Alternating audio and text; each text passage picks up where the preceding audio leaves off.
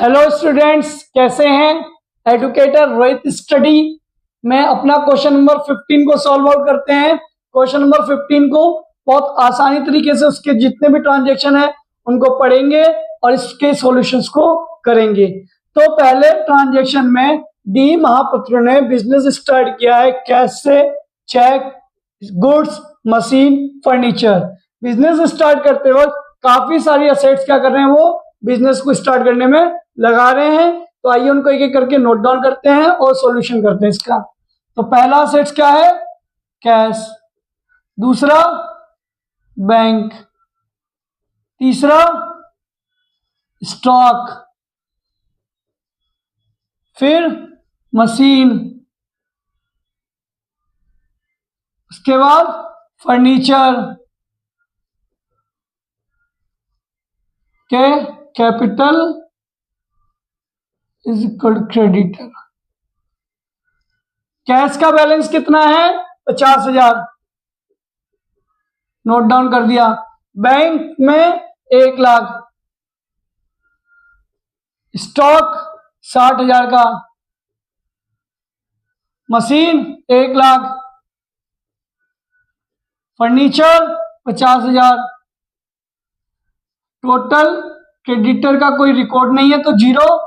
और कैपिटल कितना बन गया बिजनेस स्टार्ट करते वक्त, 1,00,000 प्लस 50,000, 1,50,000 और 60, 2 10 और 1,00,000, 3 10 और 50, 3,60,000।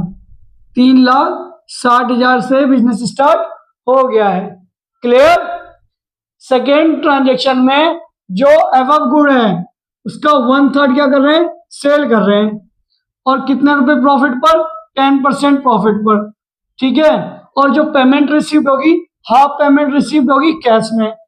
तो एवव गुड कितना है, वर्किंग नोट करते हैं। जी हमारे पास एवव गुड है, हमारे पास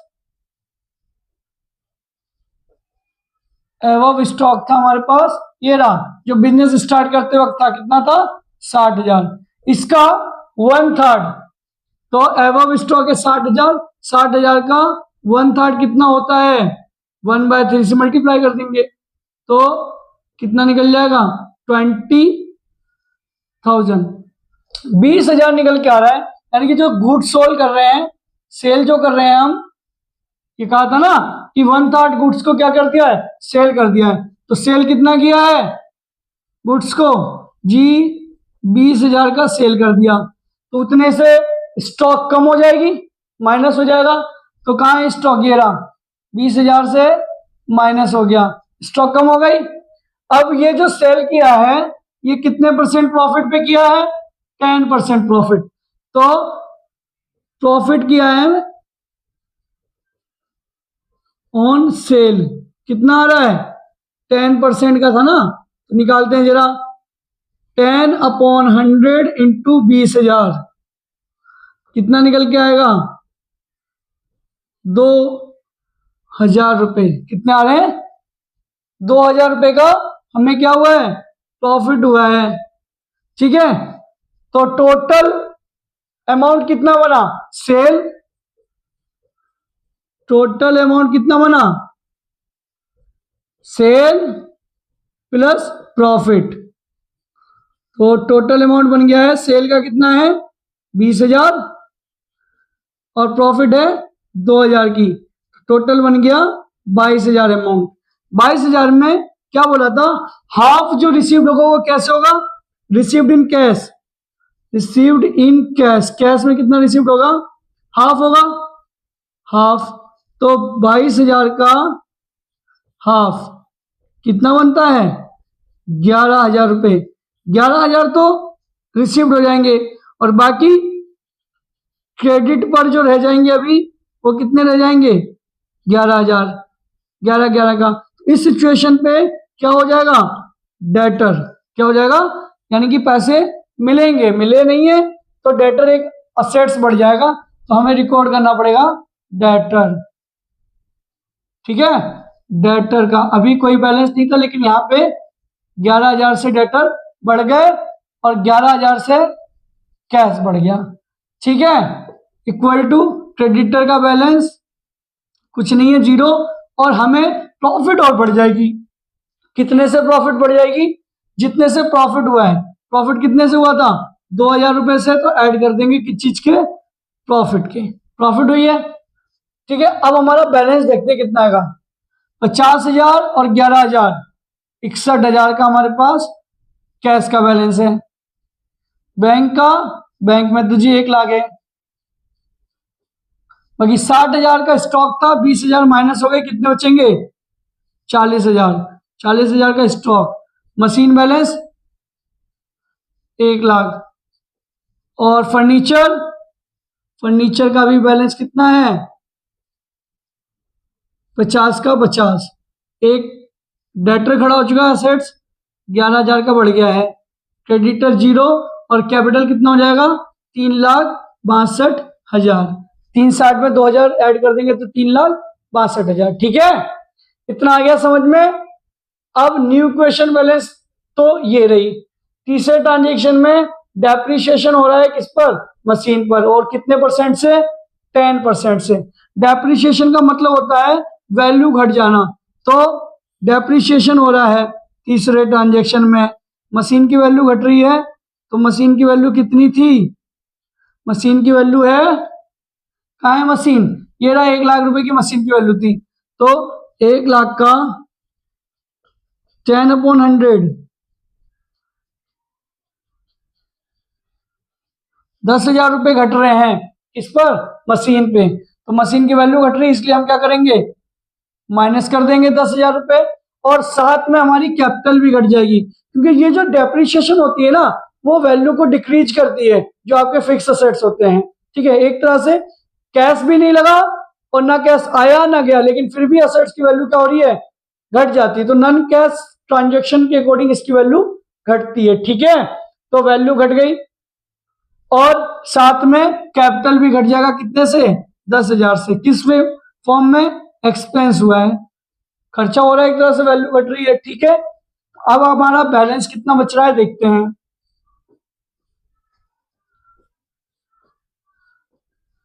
अब रिकॉर्ड करते हैं जी बैलेंस कितना बच रहा है।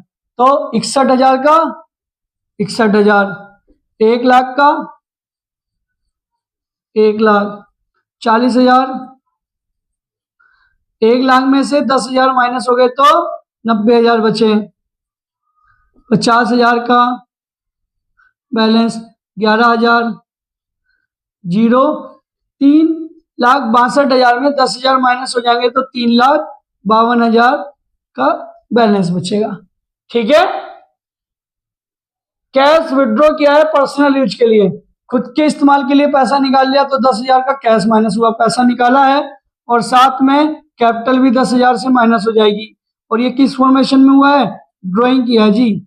पैसा निकाल लिया तो पैसा निकल गया तो माइनस होगा, बाकी किसी चीज का कोई इफेक्ट नहीं है ट्रांजेक्शन के अंदर में, तो हम रिकॉर्ड कर देंगे उसके लिए क्या? 0। अब बैलेंस कितना बच रहा है? 61,000 में से 10,000 गए तो 51,000, ठीक है। और 1 लाख रुपए 40,000। बाकी इनके साथ क्या है? 0, कोई इफेक्ट नहीं हुआ है, तो जैसा था वैसे ही आ जाएगा।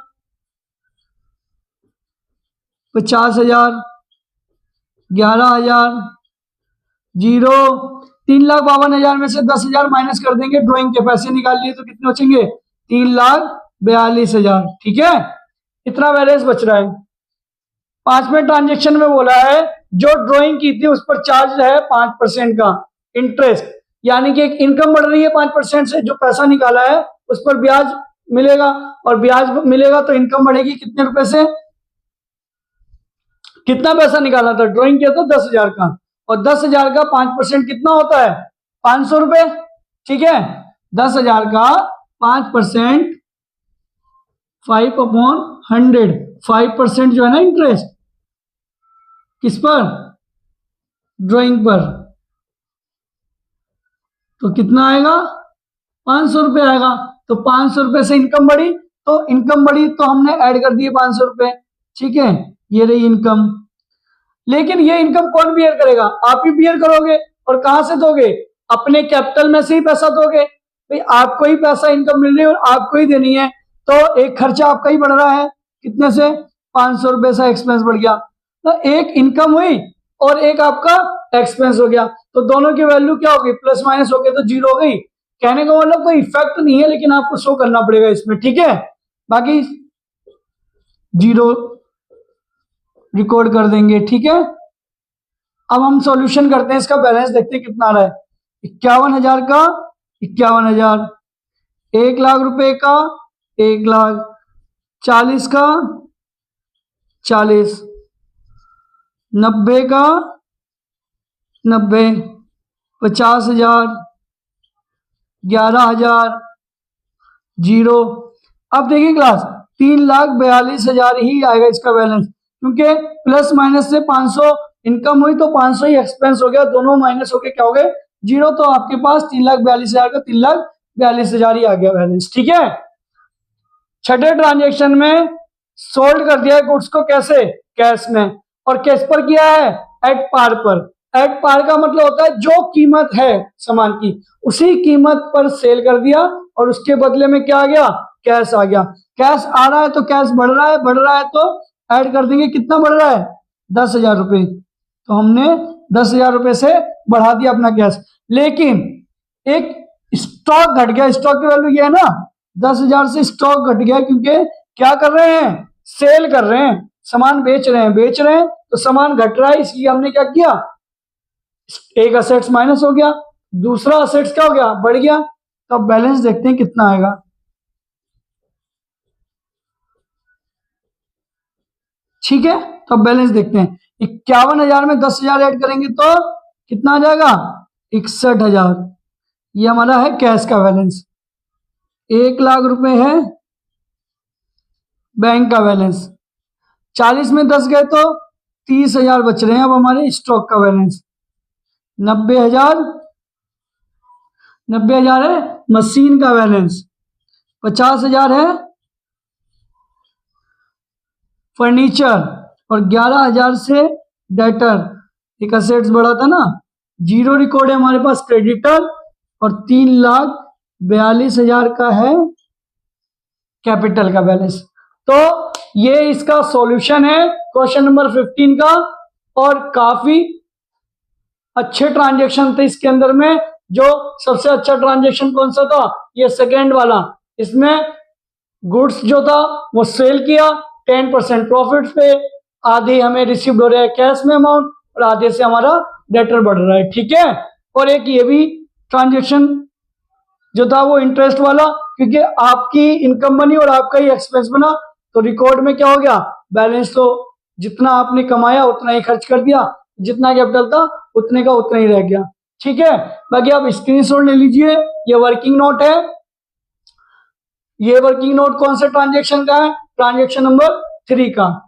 ओके, बाकी चैनल के साथ ऐसे ही बने रहे, सारे जितने भी आपके एक्सरसाइज के सॉल्यूशन है सब कराएंगे।